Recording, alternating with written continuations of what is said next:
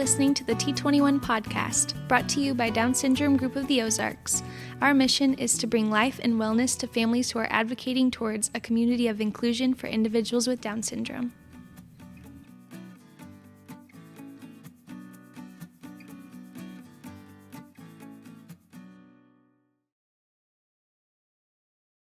Hello and welcome to the T21 podcast. My name is Chloe Jones, and today here with me is Amy Bullard. Hello.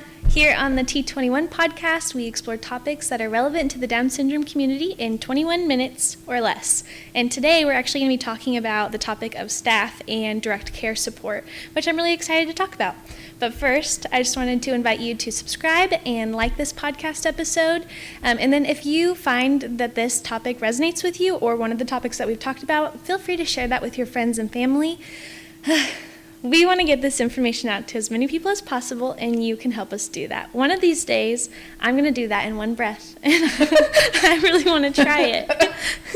But today we're talking about staff and direct support professionals, but we don't have a special guest today because that's actually something I do.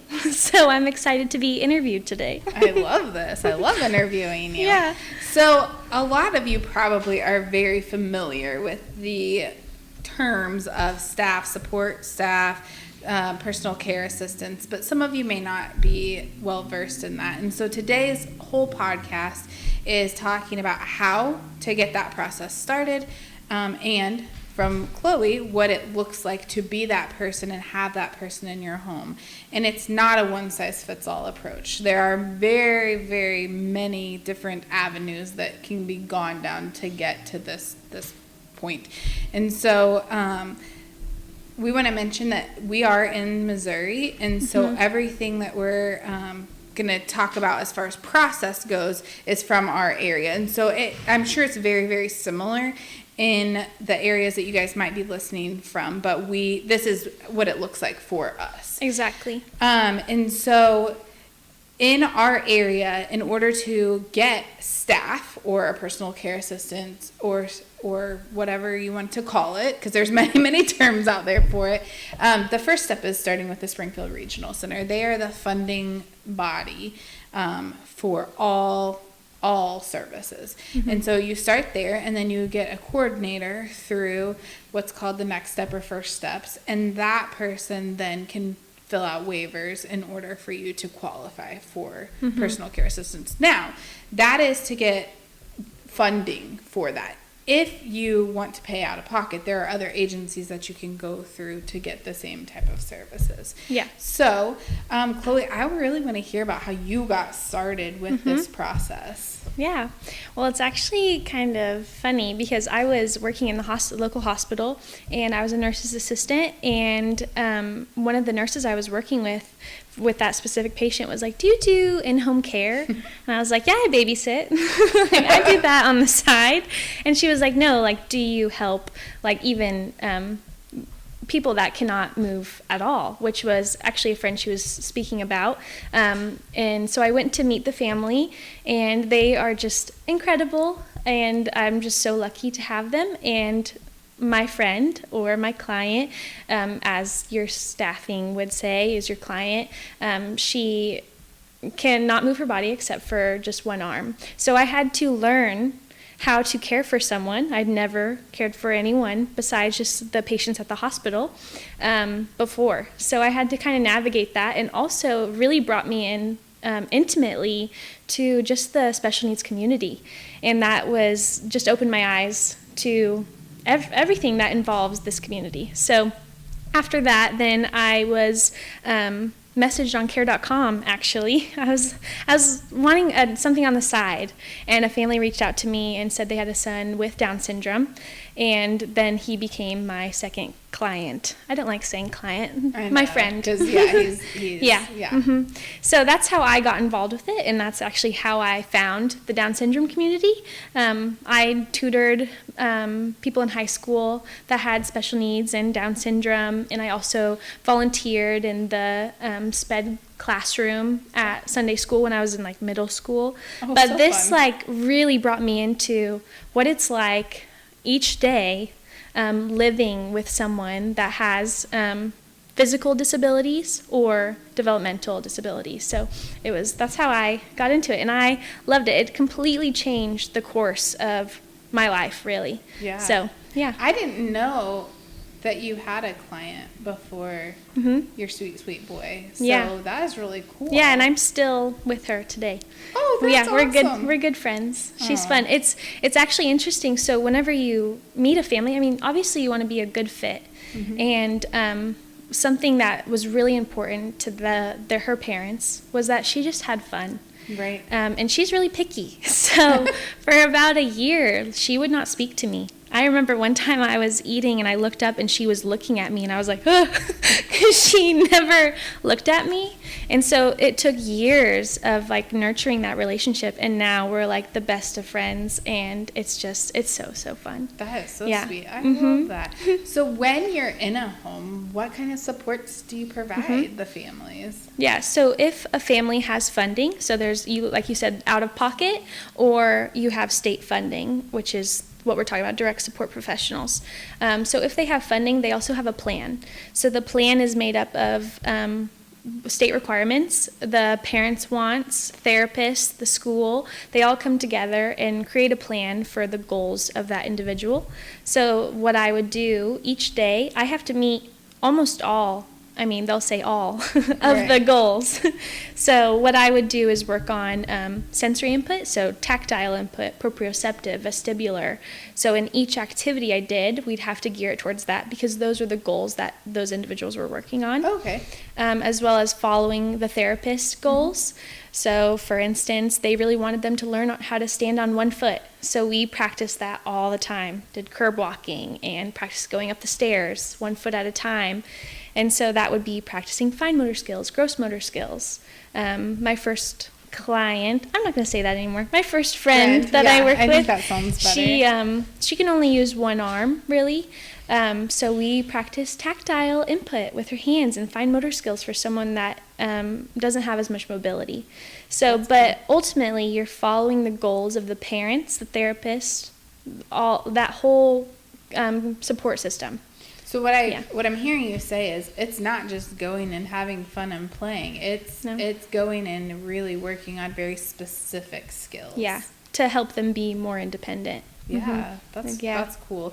There's fun in there, and there's it's so fun. I would hope that you're doing the job for the fun part. Fun, right. Yeah. Well, and the activities hopefully are fun, right? Oh yeah. So you're making them fun. So you're going into these people's homes, right? And you have to learn how to kind of navigate the family and honoring what they are wanting for their child, but also honoring the child, and then honoring your values and beliefs at the same time. And so how do you navigate that? That took me a long time to learn. Only because, I'm a parent now, but I wasn't when I first started this. Right. So, but I remember I learned when I was working at the hospital, we had a patient, and anyways, there's a situation. I remember the nurse telling me, mom is mom and dad is dad. And that's kind of stuck with me. Even working with families, sometimes you can feel like you are their parent. If you're with them every day, like a lot of staff are, with them 12-hour days, sometimes 5 days a week. I know a lot of staff are have that schedule. You feel like they're your sibling, or they're your parent, or you're their parent. Right. Which is great that you have such a close relationship, but you always have to remember that they're their parents, they're their family, that you are just employed to help and support that individual. So that can be hard, but it is really fun to just remember they're their parent. And it's actually, so what I was saying was fun, is that you get to learn all the parenting styles. This is what I do, babysitting even, is you go into a home, you don't discipline the children how you would, you do it how the parents ask you to. So that is kind of how I navigated that. Sometimes I would have to clarify, okay, what would you do if they did this? And then I do that because I want to follow what the parents would be doing as well. Right. And you kind of become part of the family. Yeah. If you're doing it well and you're doing it right. Do you think that there are circumstances where staff and families don't mesh. Yeah, and I think a way to prevent that is doing like a trial period. That is something I think you should always do with any of your staff. If you're welcoming someone into your home to take care of your child with differing abilities or disabilities, like you need to be able to trust them. Right. And going through the process of hiring someone through the regional office of your county, it's a long process. You don't want to just do that for anyone. No. So yeah, having a trial to make sure you're a good fit is very important. Mm-hmm.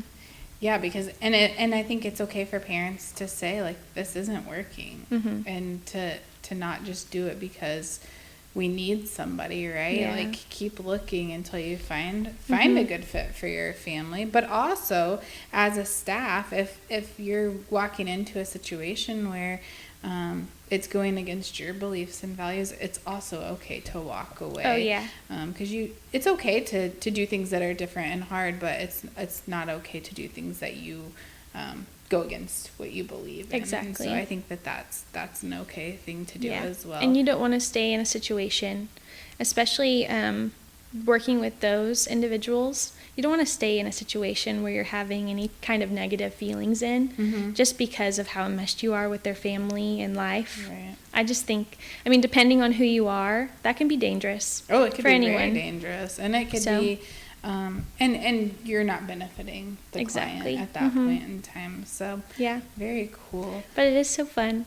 You said you become like a part of the family, and you can be like a part of the family or a lifelong friend, just like my first client. My first friend. Right. Yeah, like it feels like she's like one of my best friends. Right. And she just actually met my baby. And it's just, and now I take my baby. Like it's just, it's really fun. That is fun. And you've had your sweet little nugget. He was at your wedding, like their whole family was at your wedding, and that's huge, And so I think that you can be a better caregiver if you do immerse yourself into that. And so that's awesome. Well, for any of you guys that are looking for,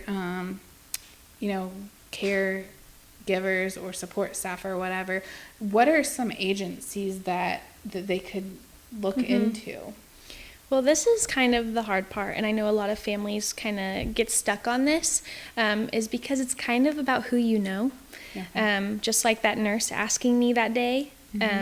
So it's because I had that connection. And, and then care.com, like that's kind of a random way to get put into this. I mean, not super random because they're looking for care, but specifically for people with special needs or disabilities. So care.com, something that I found that a lot of people have success on is there is usually a Facebook page with whatever county you're in for direct support professionals that are looking for work. Nice. So if you just look up, I mean, don't quote me on this, but direct support professional, usually there's a page. I found several that are based in counties. And there's also, care.com, the Facebook pages, and then there's in word of mouth. But then there's also, my mind is going blank now. There's lots of agencies. Yeah, agencies. I haven't been a part of them, but if you reach out to a local university, they can post it on their special education page for anyone looking for work through that. And I've seen a lot of people have success through that. If you go the agency route, you're a little bit limited to who they have available, right? Yeah. But sometimes you have to navigate all of those places to find the one that's a good fit for you. And I know that there has been several families that have reached out to the university and reached out to this agency and looked at this, and then they finally find like that fit, that match for their family. And sometimes individuals have multiple staff. Actually, one of our volunteers that works at the store upside down Mercantile where we're filming, he has several staff, and every time they come in I'm like, wait, who is that? And he's like, oh, that is this, and she gets me on this day and they get me on this day. I'm like, man, they have it mapped out, but that works for their family. It does work for their family, and it probably works for the different needs and the different goals that he's working on. Exactly. You know, and so, you know, if you don't have an athlete and you're working on recreation, like that may not work out, right? If you're working on job skills, you're probably going to need somebody that's working on that. And so that's really awesome. Well, thank you for letting me interview you today. Of course. And I wanted to include, so we were talking about the regional office. So each state has a regional office. Each city has a regional office where you can reach out. So I am going to include the regional office of Missouri specifically, and it has a map of all of the places you can reach out to start getting that process of getting staff going. So I'll have that in the description as well. Awesome. Yeah. Thanks. Thank you. And we will see you guys next month.